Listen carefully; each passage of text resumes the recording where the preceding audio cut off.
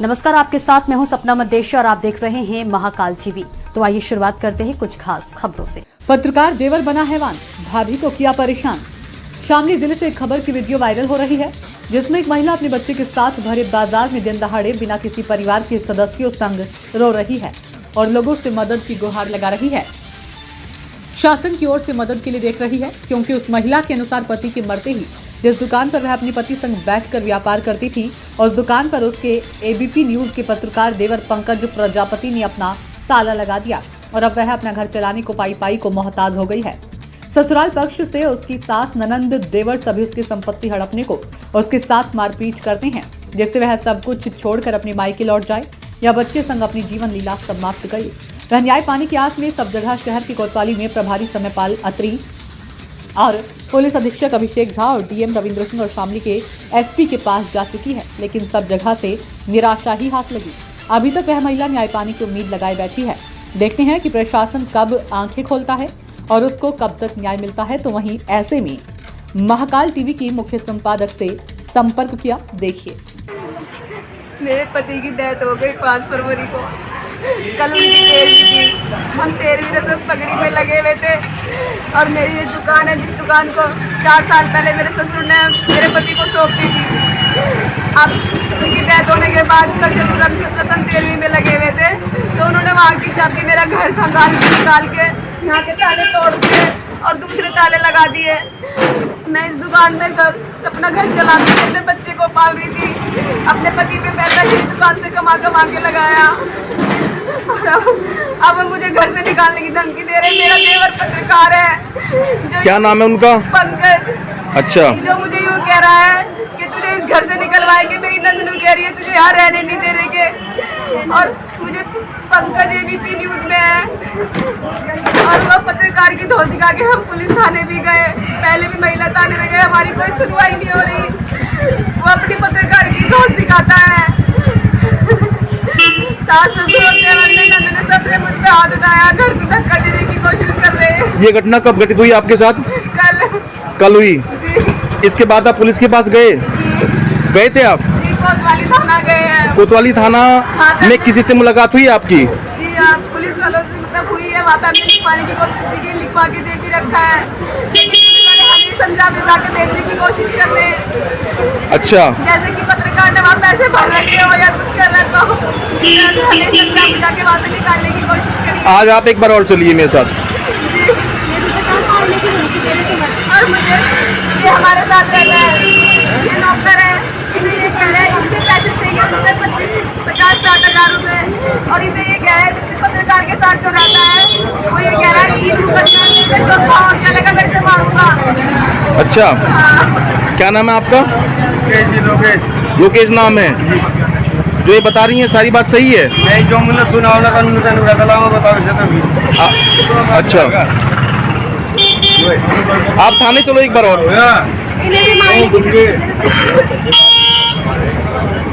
और ये मेरी बहन है रीना प्रजापति, जिनकी शादी शामली में हुई थी। तो आज जैसे कि आप लोगों के सभी के मामला संज्ञान में है कि ससुराल पक्ष में ये प्रताड़ित कर रहा है। इनका जो देवर है पंकज प्रजापति, जो कि एबीपी न्यूज में पत्रकार है, बता रहा है अपने आप को, और इन्हें धमकी दे रहा है, मारने से, जान से मारने की धमकी दे रहा है। बल्कि इन पे उल्टे सीधे आरोप लगाने की कोशिश कर रहे हैं वो अपने चैनल के माध्यम से, क्योंकि उनका जो पत्रकारिता का ग्रुप है वो सब एक उन्हीं के दबाव में काम कर रहे हैं। मेरी बहन अपने प्रताड़ना की एप्लीकेशन थाना कोतवाली में भी दे चुकी है और एसएसपी ऑफिस भी दे चुकी है। थाना कोतवाली में समयपाल अत्री जी और एसएसपी अभिषेक जी के मामला भी संज्ञान में है, लेकिन वो दबाव महसूस कर रहे हैं उस पत्रकार का। अब आप क्या कहना चाहते हैं? अब मैं ये कहना चाहता हूँ, जैसे मेरी बहन पे झूठे एलिगेशन लगा रहे हैं कि ये अपने पति को मारना चाहती थी और इसने कुछ नहीं किया उनके लिए, तो मैं कहना चाहता हूँ, जैसे इनके जो मेरे जीजा जी थे उनको ब्रेन ट्यूमर था। सबसे पहले मुजफ्फरनगर में पता लगा, ये अकेली आई। 11 महीने वो इस बीमारी से लड़े हैं और मैं 11 महीने उनके साथ रही हूँ। बल्कि तब क्यों मेरे पे एलिगेशन नहीं लगाए गए जब मैं उनकी सेवा कर रही थी? जब ये उनकी लैट्रिन पे किसी को नहीं बताया गया कि मैं उनका गला दबा रही थी? अच्छा, आप क्या ब्लेम लगाया जा रहा आप है? उसमें उनके ब्लेम मारते लगाते हैं। हैं कि मैंने उनका गला दबाया है। अच्छा, उनका कहना है कि आपने उनको मारा है। हाँ, मैंने उल्टे उनको सीधे सीधा यही तो हुआ था। जी। उल्टे सीधे आरोप लगा रहे हैं। और आप ये देख सकते हैं, सबसे पहले उन्हें करण मारवा जी, डॉक्टर आनंद हॉस्पिटल में डॉक्टर करण मारवा जी है मुजफ्फरनगर में। जबकि शुरू में मेरे ससुर ने मेरे साथ जाने से मना कर दिया था, मेरे भाई ने ही उनको दिखवाया है। मैंने अपने ससुर से कहा था कि मेरे साथ चलिए, इनका इलाज करवाई, तो उन्होंने मना कर दिया था।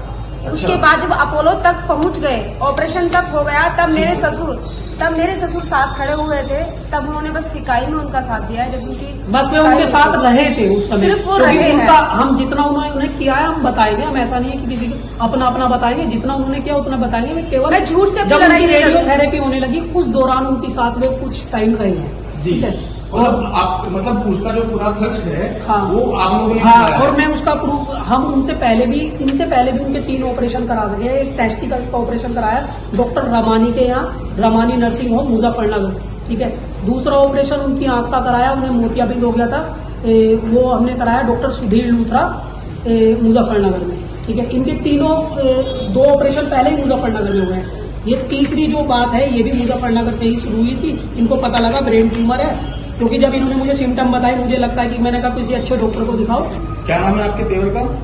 पंकज प्रजापति क्या किसी न्यूज चैनल से जुड़ा हुआ है? जी, एबीपी न्यूज एबीपी न्यूज। जी। आप न्याय पाने के लिए कहाँ गई हैं अभी तक? मैं थाना कोतवाली की गई हूँ। थाना कोतवाली में वहाँ पे कल मेरी SSO समयपाला तरी से मुलाकात हुई थी। उनसे बात हुई, उन्होंने कोई भी मुझे मतलब सांत्वना नहीं दी और मुझे समझा बुझाकर घर भेज दिया। उसके बाद मेरी एसपी साहब से हुई, एसपी अभिषेक जी से। उन्होंने भी कुछ मतलब ऐसा नहीं कहा, पारिवारिक मामला कहकर मुझे घर भेज दिया। और घर जाने के बाद मेरे साथ मारपीट हुई, सास के द्वारा, नंद के द्वारा। सास ने मुझे कुर्सियों से मारा, सास ने, नंद ने मारपीट की, देवर ने मारपीट की और घर से निकाल दिया। मैं बताओ कहाँ जाऊँ? तो अब आप यहाँ पर डीएम साहब से मिली हो आज? जी, आज डीएम साहब से मिली हूँ। वो उन्होंने आश्वासन दिया है कि 2-3 दिन में हम कार्रवाई शुरू कर देंगे। आप देखती हूँ, मुझे तो ये लग रहा है कि पत्रकार का दबाव सब मान रहे हैं। एसपी साहब ने भी, SHO साहब ने भी, वो सब भी मतलब उन लोगों का दबाव मान रहे हैं। और जो मेरे लिए खड़ा होता है उनको भी धमकी दी जाती है। आस पड़ोस वालों को भी ये कहा गया है कि इसके साथ बोला ना जाए। यहाँ तक कि बाजार वाले भी नहीं बोल पा रहे हैं। जहाँ जिस दुकान पे मैं बैठती थी वो पीछे तो सब कुछ कह रहे हैं, लेकिन आगे कुछ नहीं बोल पा रहे। और जो मेरे लिए खड़े हुए थे, जहाँ मैं बैठ के रो रही थी, एक पत्रकार साहब जिन्होंने मेरा साथ दिया, व्यक्तिगत रूप से मुझे मतलब मेरी वीडियो बनाई और चलाई, उनको भी मारने की धमकी दी जा रही है पत्रकारों द्वारा। कौन पत्रकार थे आपके साथ जिन्होंने आपकी वीडियो बनाई? जी, पत्रकार अजीत श्रीवास्तव। अच्छा। उन्होंने मेरी वीडियो बनाई और चलाई और उनको अब मारने की धमकी दी जा रही है पत्रकारों द्वारा। उन पर दबाव बनाया जा रहा है। अगर न्याय नहीं मिलता है तो क्या? अगर मुझे न्याय नहीं मिलेगा तो मैं योगी तक जाऊंगी, मुख्यमंत्री योगी तक जाऊंगी और वहीं पर आत्महत्या करूंगी। अपने बच्चे को भी, अपने आप को भी वहीं पर खत्म करूंगी, अगर ऐसे ससुराल वालों द्वारा मुझे न्याय नहीं मिला